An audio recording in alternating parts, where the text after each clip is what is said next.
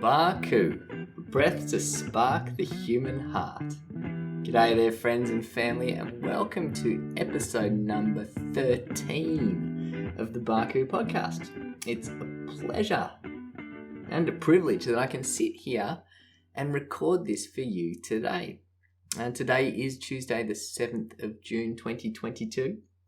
And I'm sitting at my desk. It's about 8:30 in the evening. I'm just lighting a candle. You can hear that. Candles are better visually than they are in audio form. I've got a couple of things around me. I've got some bits of paper, a few stories on it. I've got my laptop here, and I've got these. You hear that? Familiar sound for some of you. I've got a pair of very precious mitts because today, this episode number 13, is all about the mystery of the precious mitts. I think last week I actually released a little podcast conversation with a friend of mine, Ryan Harding. We chatted about some of his workshops, his wisdom workshops. And that was a lot of fun. It was fun to do a podcast with another human being rather than just me in a room by myself. Prior to that, I think I was talking about the waters of your heart, the wellspring of your heart from which your life will flow. And I've since been thinking about it, and I thought, it makes sense that I would be talking about the connection between the head and the heart. See, because I find myself representing the world to myself primarily through my head. I have a preference for visual information. I like to see things, and I like to talk about the way I see things, hence why I'm making a podcast. And for me, something special does happen when the head and the heart connect, which sometimes gets a bit blocked up. It's like the wires are cut, or there's a foreign object caught in the pipe there, and it needs to be cleaned out. But something special, it's like the sparks start flying when those two parts of my psyche do connect with each other.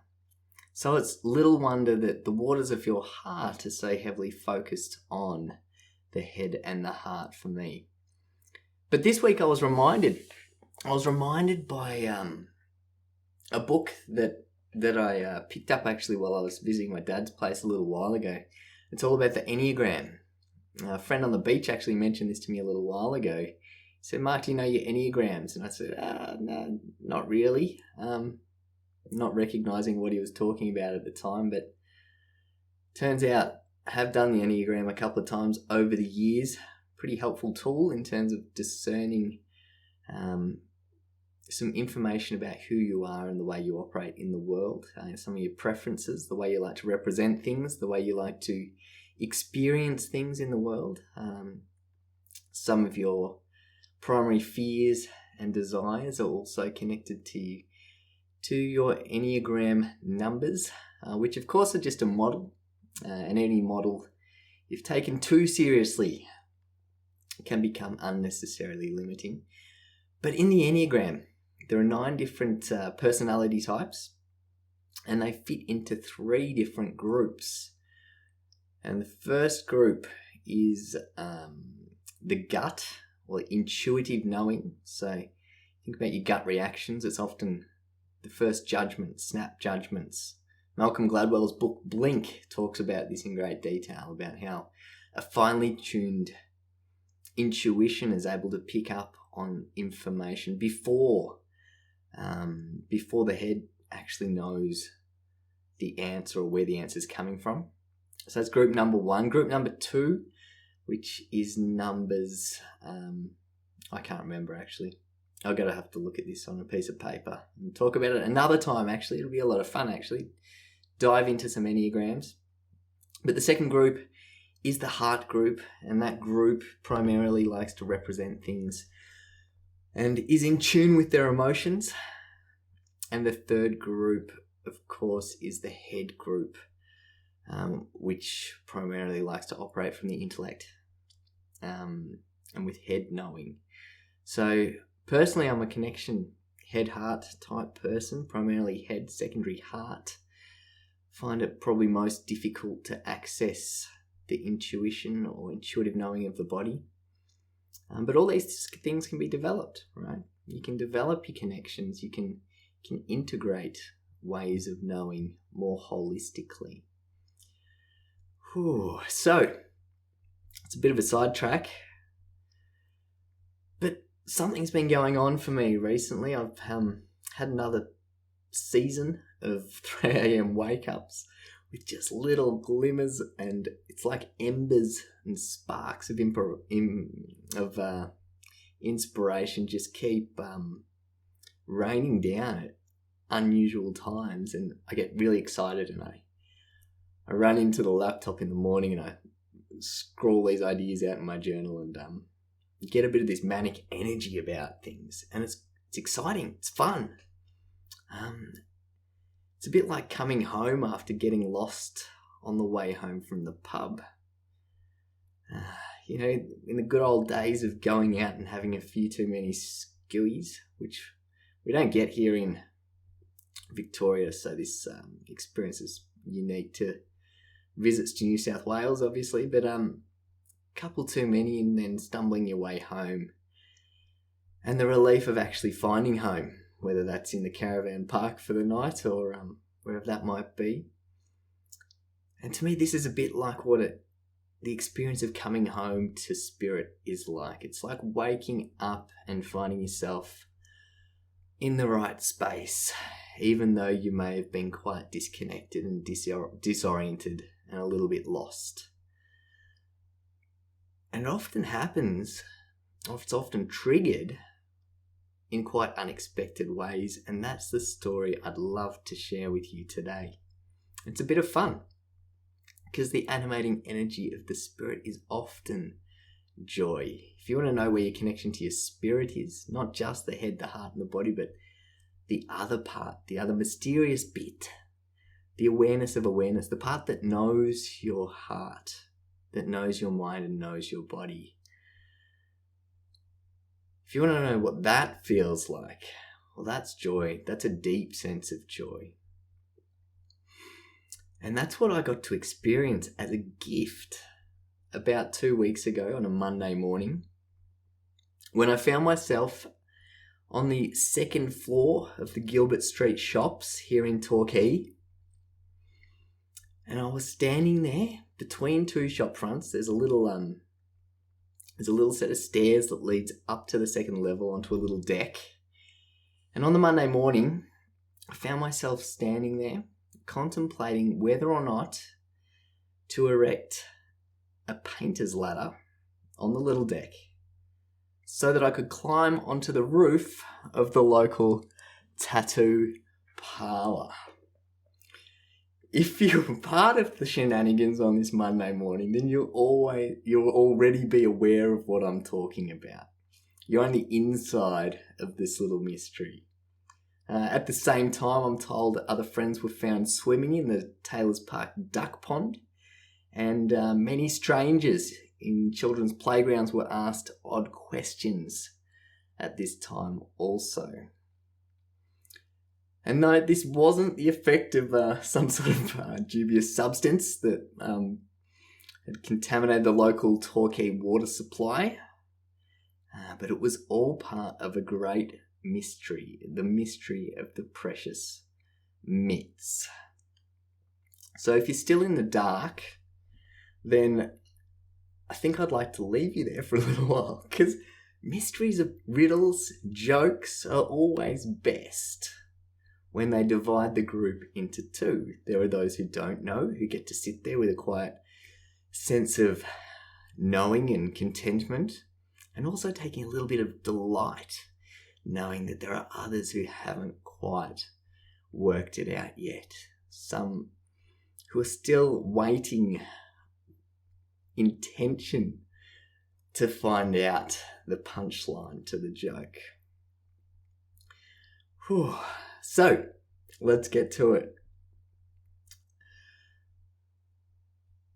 On the outside, what is it like to be on the outside of a good riddle or a good joke? You see, because most of the time, I'm not very good at solving mysteries and riddles. I don't like cryptic crosswords because I get far too caught up in the concrete details. And this can be quite anxiety provoking. It can be quite frustrating. And it can lead me to feel a little bit stupid, which isn't a feeling that I enjoy, particularly being quite a head-oriented person.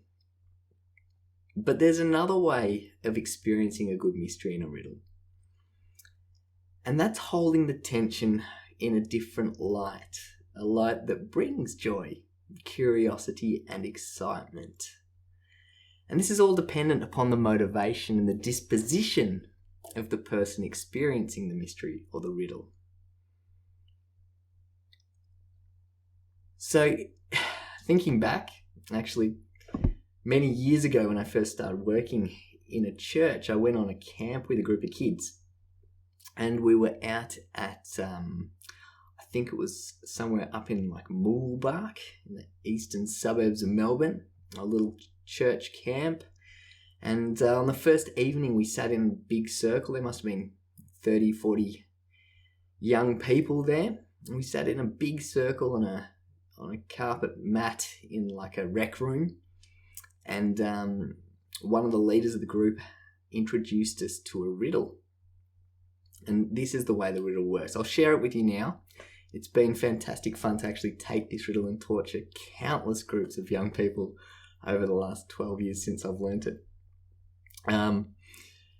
It's a lot of fun. So let me talk you through it. So the leader points to a stick, like a drumstick or a texter.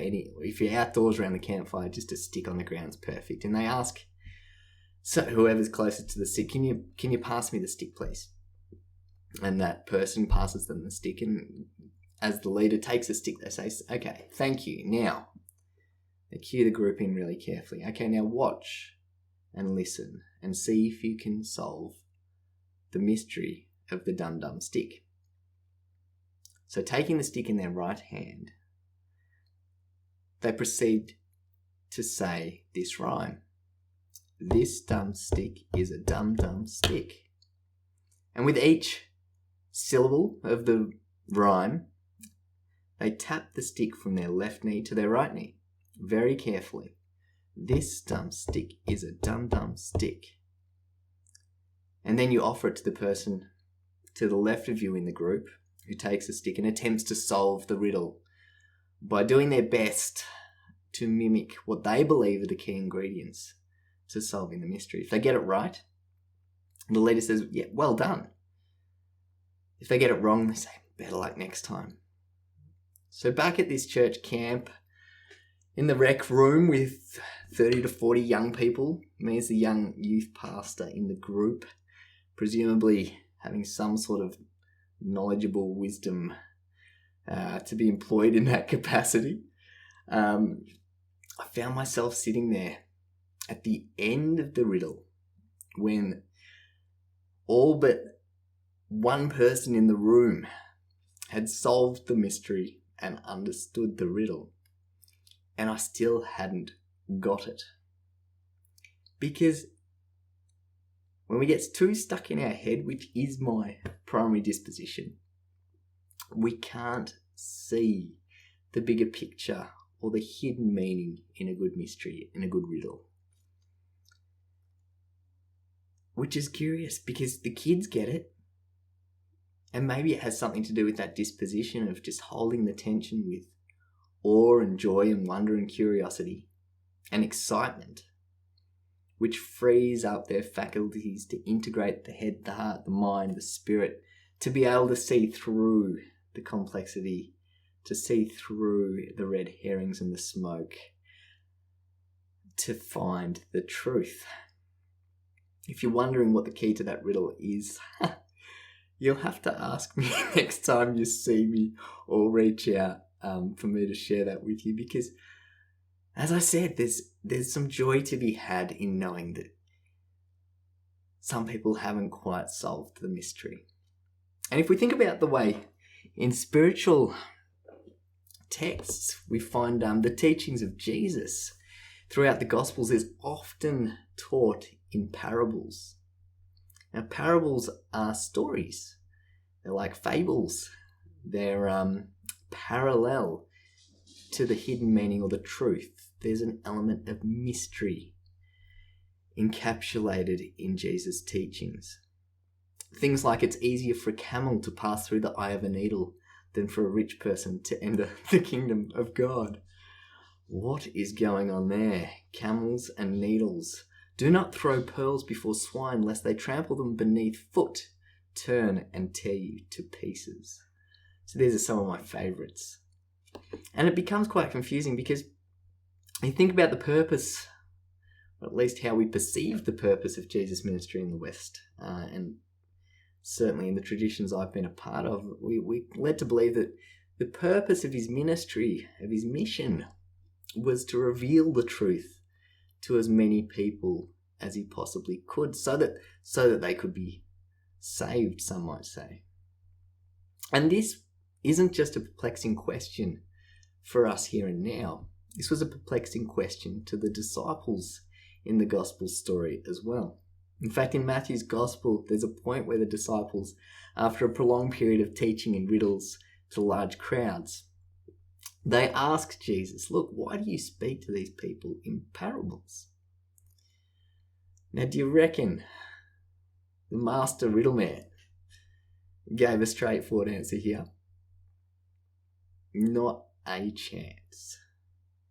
Instead, Jesus says to his disciples, and this is a summary because it gets quite lengthy, but essentially the key part of it is this: you'll be ever hearing but never understanding. You'll be ever seeing but never perceiving.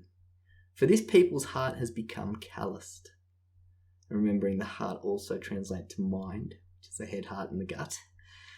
They hardly hear with their ears, and they have closed their eyes. Otherwise they might see with their eyes, hear with their ears, understand with their hearts, and turn, and I would heal them. So this all seems a little absurd, doesn't it? How do we feel about this? That the truth is being withheld or clothed in riddles that only some people will be privy to. Do we respond to this tension with excitement, or do we respond to this tension in frustration? Key observation for me here in all of this seeing but not perceiving, hearing but not hearing business is the little line about, for this people's heart has become calloused. And here are a couple of observations I'd like to share with you about what it means to become calloused. See, because interestingly, pattern of my behaviour, whenever I find myself a little bit tired, a little bit weary of working with people, roles in schools, churches, that sort of thing, where I'm hearing a lot of people's stories, taking in a lot of people's energy, I find myself retreating for periods of time into working with the tools. Working for a stair builder here and there, labouring for various builders, and most recently actually working with a fella over in Barwon Heads, painting and replacing weatherboards. And because most of my working life has been spent in office spaces and schools and things, my hands, you might say, are a little bit soft when it comes to being prepared for working on the tools all day. And your hands have two options here. One, they can get tough, or two, they get blistered and wounded, and you're unable to continue working. So when you spend all day swinging a hammer or leaning on a shovel, what's taking place on the palms of our hands is these tiny micro abrasions caused by the tools. And Over time, the body decides, it learns this isn't going to stop. We have to keep working here. How are we going to survive and function in this new capacity that our master has decided is our fate? And then the body amazingly decides to just send some extra resources to the palms of our hands, and we develop these calluses that become thick and leathery and to an extent quite desensitized to feeling and sensation there, which allows us to continue with our work. So what does it mean then to develop calluses on our mind, on our heart, on our head, on our gut? And you see, depending on the circumstances we grow up in, depending on our life experience, those calluses will respond to the microabrasions quite differently in each of us. And we may feel, for some of us, we need to protect our bodies. For some of us, we need to protect our emotions. Or for some of us, we might need to protect our intellect. So to survive, the mind decides to send additional resources to these areas and to develop calluses. Now, the upside of developing a thick skin psychologically is that you become quite hard to hurt. You feel quite protected, and it allows us to survive in situations which I saw over and over again in schools. Young people going home to families where behaviours weren't changing, where the messaging wasn't changing. And developing these internal calluses allows us to survive long enough until we're in a safe enough space to let our guard down. So if these calluses protect us so much, what's the downside? Well, the downside is we become cut off from a part of ourselves. It causes parts of ourselves to be obscured, to be difficult to see through, to become a little less sensitive. And when we become cut off from those parts, we start to over-identify with other parts. So, for example, personally, over-identification with the brain and head knowledge is a reflection of perhaps a choice to cut off from the heart and particularly the gut.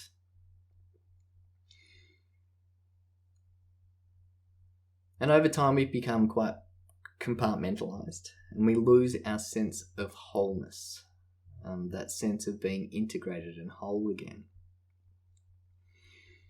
So, what does it feel like? Well, it feels like frustration. It feels like when we're faced with riddles and mysteries, not only of the cryptic crossword fun campfire type, but the riddles and mysteries of our lives, it feels like we just don't have the integrated resources to deal with things. And from here we might notice some deterioration or disintegration of our behaviours as well. We might become a little short-tempered, a little judgmental of people around us, a little too concrete and inflexible in our thinking, envious, proud, a little more fearful than usual or anxious. Or maybe we're driven to feeling quite lustful or gluttonous, or perhaps even completely immobilized because we've become trapped in a small part. You feel like we've been cornered in a small section of our mind. So, coming back to the reason, this is going all over the place, but coming back to the reason that I was standing on that little deck between the two shop fronts on Gilbert Street on Monday morning. You see, that Monday morning, as I was standing there contemplating climbing up a fairly dodgy looking painter's ladder onto the roof of the local tattoo parlour, I was participating in a very elaborate challenge. You see, the gym where I train, Bones MMA here in Torquay, which has fast become one of the most significant, almost sacred places in my life, I'd like to say. It just turned 3 years old.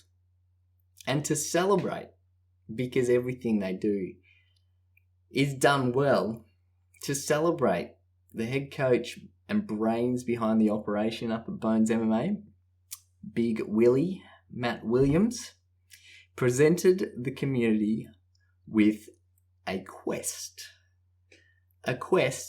for the golden gloves. So he announced the challenge to the gym via Instagram, or anybody else who happened to be following the gym, the week before the challenge. And then from 9 a.m. on the Monday morning, he proceeded to post some cryptic clues, riddles, that if successfully solved would lead to the place where the golden gloves could be found. So as I said, I'm not great at solving riddles. So after finishing the 9:30 class at 10:30, I left the gym. I drove around Torquay for a little while, visited a few children's playgrounds, went to a couple of obvious places, and then proceeded to make my way home. But my wife Talitha, on the other hand, is quite good at solving riddles. So when I arrived home, Talitha came running out into the garage to meet me. She had printed a map of Torquay, and having solved the first 4 riddles, had highlighted a boundary on the map and was pointing excitedly to this map, saying, "Yeah, it's in here, it's in here, it's here. We have to go, quick." So we jumped back in the van and off we went back down to Gilbert Street in Torquay. And the last clue was just about to be posted. So to give you an idea of the genius of these clues, because it was just so much fun. I mean, an adult treasure hunt. This is something we need to do more of. You know, I can see why people go to escape rooms, but this was like an escape town. It was far better. So clue number 1 went like this. Solve these clues. Like gumdrops found in plastic tubs, or a wave where the elephant walks. Which, if you're familiar with Torquay, gives you the starting place, which of course is Elephant Park, over near Fisho's. And then, by the time we get to clue 4, they've become quite a bit more cryptic and difficult to solve. A ship at full mast, horizons crossed, shellback turtle never lost, it's time to claim your mark. Very well written too. Climb the ladder, take what's yours, walk across the wooden boards. The boss holds the golden gloves. He said clue number 5, climb the ladder, take what's yours, is what had me standing on the little platform, contemplating climbing onto the roof of the tattoo parlour. Hence the previous clue, horizons crossed, silverback turtle never lost. Now, we weren't quite sure about that one. So actually, before I climbed onto the roof of the tattoo parlour, we went and had a coffee at one of the 35 local Torquay coffee shops. And we just chilled out for a minute while I contemplated the mysteries of the clues until proceeded to narrow in on the golden gloves. And it wasn't until we actually took this little break, we created a little bit of space from the situation, that Till quite confidently said, "Silverback turtle, claim your mark. It's definitely the tattoo parlour." And I said, "Well, what about the ladder?" So straight back to concrete thinking. What about the ladder? Does this mean I climb the ladder? Getting quite excited. I thought there's a possibility here I got to climb on the roof. But Till quite rationally pointed out, no, the other option is just ascending the ladder means to simply to go upstairs, which the tattoo parlour is. So, finishing our coffees, we went back to the tattoo studio. And with great intrepidation, we opened the downstairs door and proceeded up the timber stairs. As we opened the door to the studio, there on the table was a young lady having her leg tattooed. The tattooist paused, looked up, and asked, "Can I help you?" I could feel Talitha's excitement growing beside me. but she wasn't ready to ask yet. So I asked the question, which is the final instruction to solve the mysteries. We had to ask for our golden gloves. So I'd recently summoned the courage to climb onto the roof of the tattoo parlour. I figured this would be easy. So I looked at the girl with the tattoo gun in hand and I asked, "Do you have my golden gloves?" At this point, the tattooist was awash with a puzzled look, looked at me as if perhaps was in the wrong place, and if we didn't leave quickly, she was going to call the police. And then, to our relief, a sudden wave of realization washed over her face. "Oh," she said, "Matt did mention that if anyone weird wandered in here, to give him a call." "Oh, great. Thank you." The girl paused her tattoo and picked up her phone to call Matt. Matt came running up the stairs moments later, and we again asked the question, "Do you have my golden gloves?" Of course, Matt had the gloves and handed them to us. We took a photo which we sent to the gym, and to our delight, we were declared the winners of the Golden Glove Challenge. But the euphoria and the joy of solving the riddle didn't last long. It was good, don't get me wrong, and Matt did say this not only entitles us to a year's free membership, which is an extremely generous gift, but it also gives us gloating rights for as long as we need. So there is an element of savouring and enjoying the triumph of solving the riddle. But two things I observed, having finished the challenge. One was, it was great to be victorious. It was great to solve the mystery. But there was also a tinge of sadness. See, the challenge had been such great fun that it was a little bit sad to be finished. So sometimes, if we're given the answer to a mystery, sometimes being on the inside of a joke, if we haven't had the joy of solving the riddle, of discovering the punchline on our own, it isn't nearly as much fun as the experience of sitting with the tension in order to work it out. Sorry. So,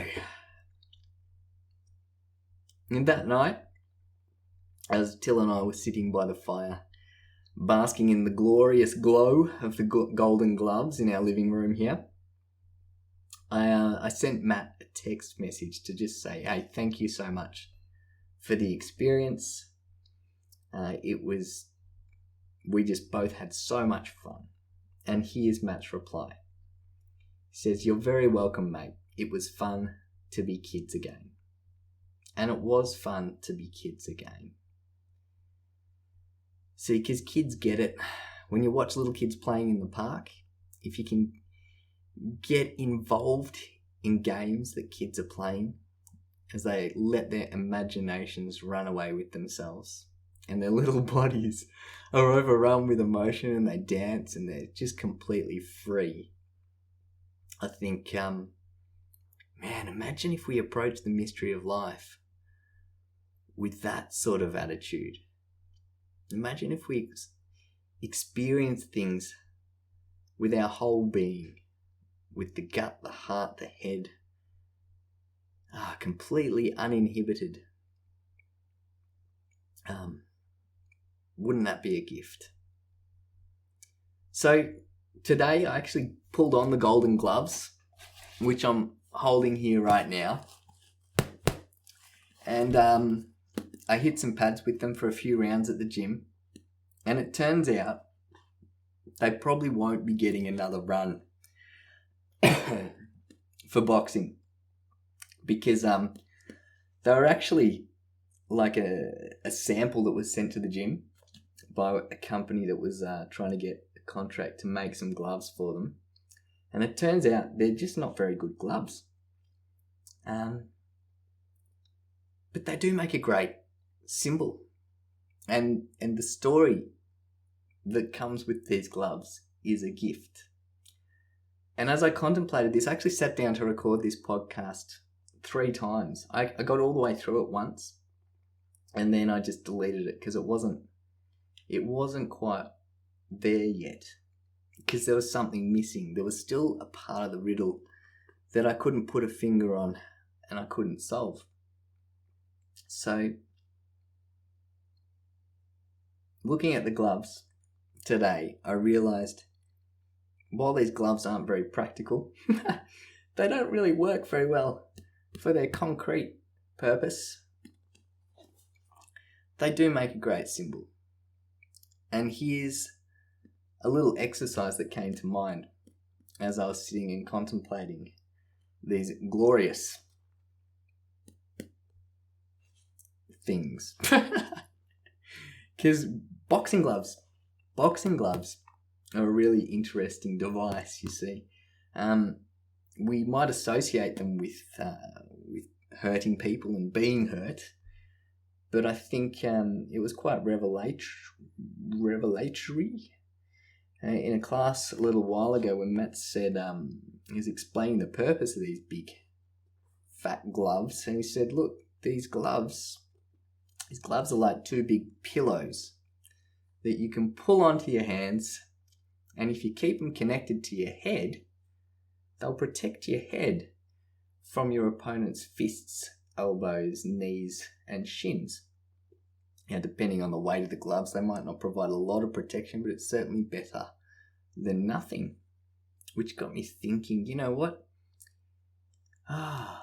Imagine if your spirit is like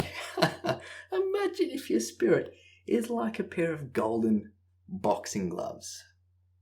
And you can put them on and you can just take your attention to wherever it needs to be in your being, whether it's your head, your heart, your gut, knowing that you're absolutely safe and valued and loved, and nothing that your spirit sees there could possibly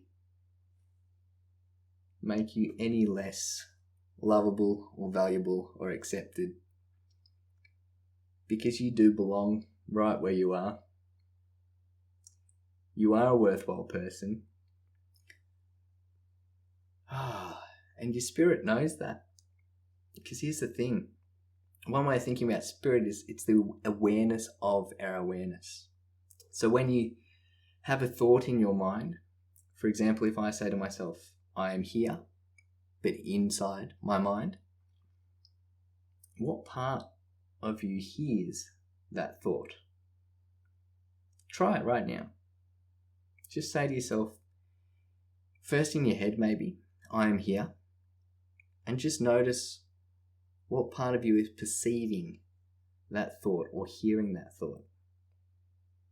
Now here's the trippy bit. Now take that part of you down into your chest, into your heart, and ask the same question. Or say the same thing. I am here. Now notice where that part of you, the perceiving part, the awareness of awareness is inside your body. And for a third time, let's take that little part down into our guts, into our belly, and say the same thing. I am here.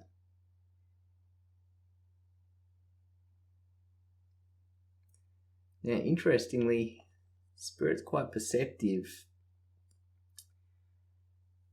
and it often discerns messages from different parts of our mind that we might otherwise not be aware of if we don't take the time to listen. So one little exercise I've adapted here with the golden gloves is I'd like you to imagine that you're pulling on a big, shiny pair of golden boxing gloves. And take either your right or your left hand up to your head and your opposite hand to your heart, and just notice how that feels. And then move your opposite hand to your belly and notice how that feels. And then switch your hands over. So you've got your left hand on your head. And then try all the different possible combinations or permutations. I haven't worked out how many there are, but there are quite a few. And just see what fits. What feels most comfortable. What seems to bring you the greatest sense of integration and wholeness? Because interestingly, for me, it's right hand on my head, left hand on my heart that seems to bring the greatest sense of peace. And for you, it could be different because we are all built a little differently. But that also seems to strengthen that connection and open up those faculties, and perhaps even begins to dissolve some of those calluses so that we might see things a little more clearly, so that we might notice what things we need to work on or let go of or make peace with in order to solve our own personal mysteries.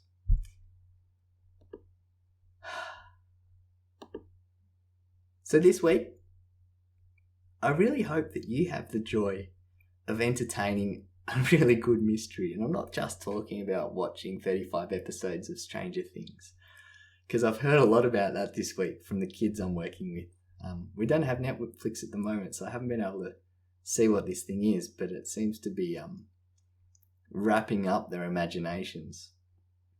But I really hope you discover some joy and entertainment in your own life's mystery, that you might be fully present to it, and that you might experience that delicious tension with some joy and excitement. And remember, if that frustration and anxiety does arise, to perhaps just take your golden gloves out and let them find that spot where that tension and that anxiety is sitting, and just sit with it, pay a little attention to it, and let the process unfold. Because that's the mystery of how these things seem to work for us. I don't know what else I can tell you. So until next time, all the best. Thank you so much for joining me on this little journey. I'll chat to you soon. Barku. Oh, I nearly forgot too. Because, one of the joys of receiving a gift like this is perhaps being able to pass it on in some capacity. So if you've listened to this podcast and you've enjoyed it, if you found some value in it, I'd love you to leave a comment. And in that comment, whether it's on Apple or Spotify or wherever you listen to your podcasts, or you can send it on Instagram, the Barku Instagram page. Leave me a comment with a riddle, and the best riddle deemed by me, the one that makes me laugh or keeps me completely in the dark and perplexed for the longest, will win some sort of a prize. So yeah, get your riddling hats on, and until I speak to you next time, Barku.